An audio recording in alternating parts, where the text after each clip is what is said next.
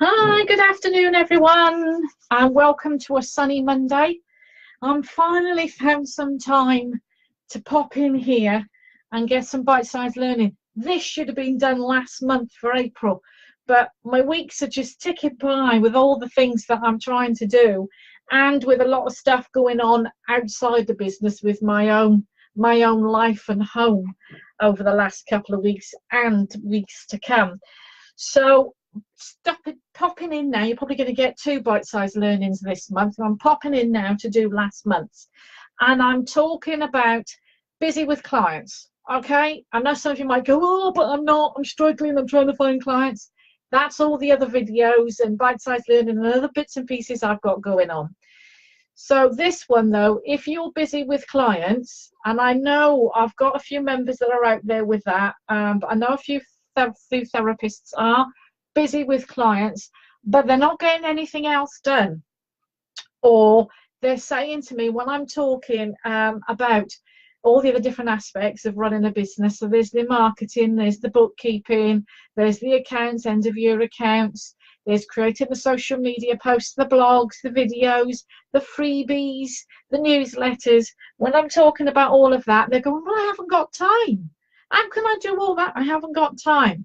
So I'm coming in today just to quickly talk about busy with clients. What about everything else?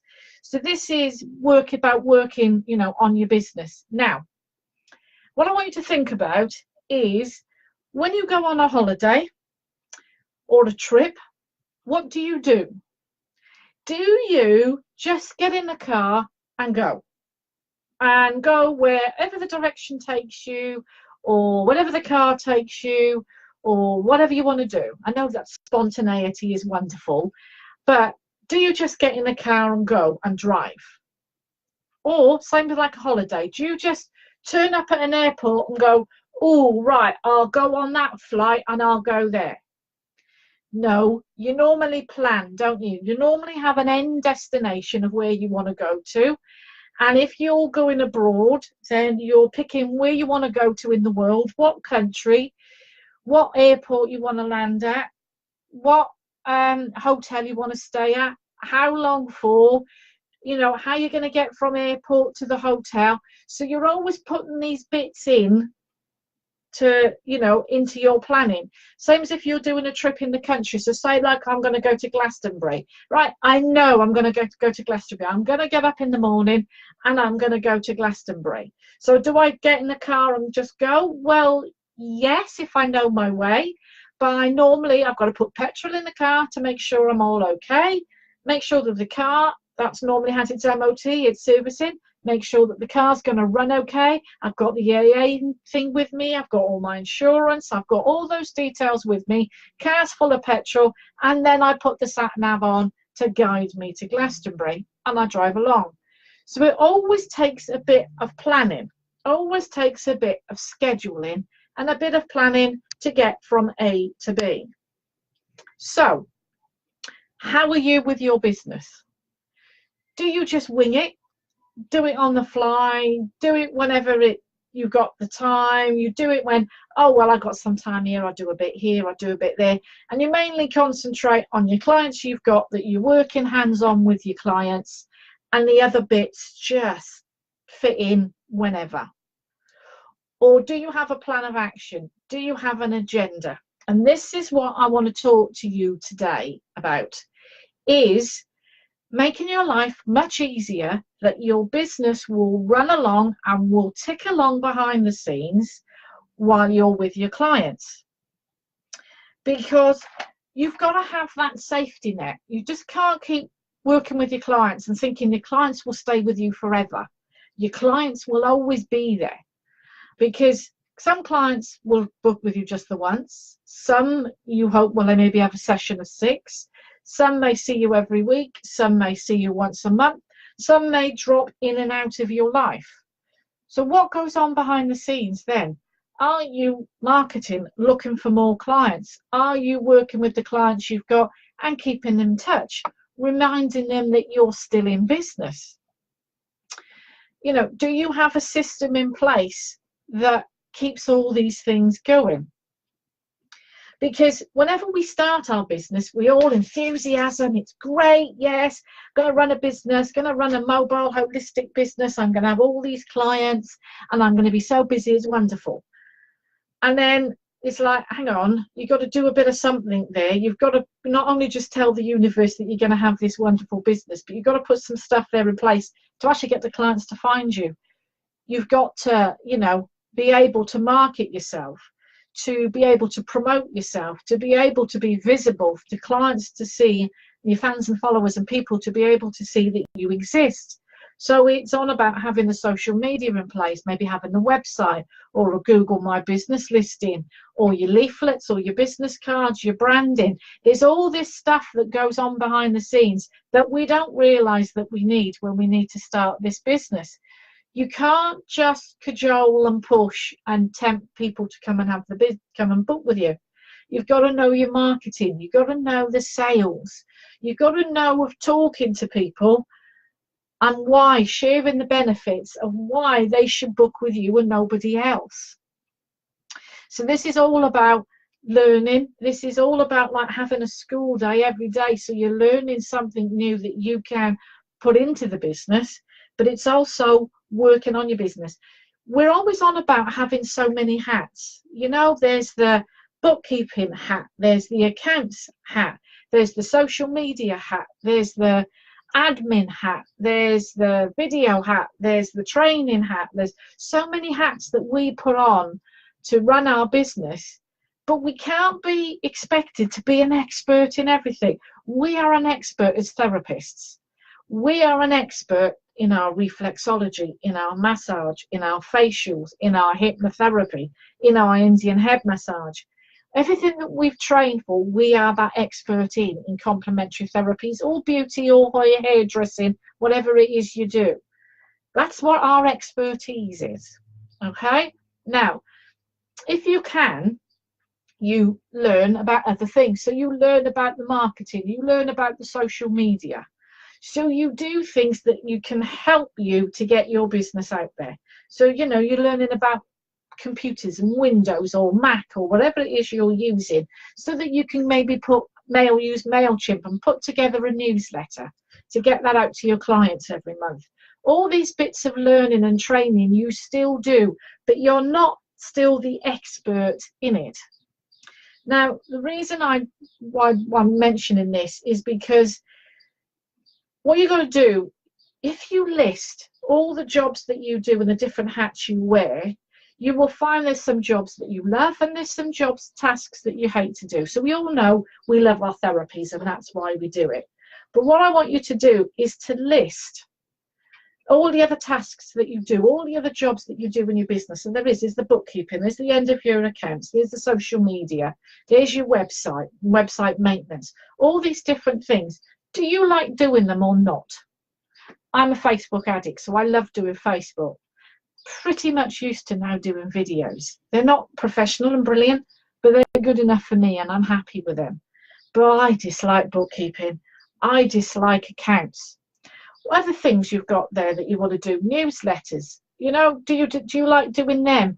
Or do you find that you can type them up, but you just haven't got the time to get them done?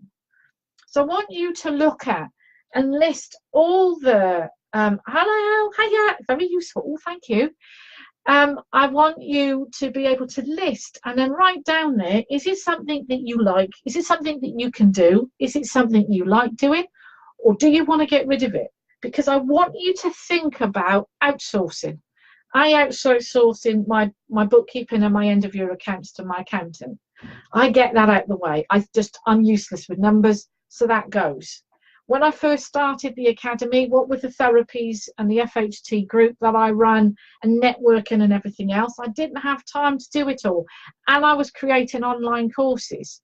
So what I got, a VA, who then virtual assistant, so it's not somebody who's with me and it's not somebody that I employ, it's they're self-employed, so I pay them so how many hours they work for me a week or a month.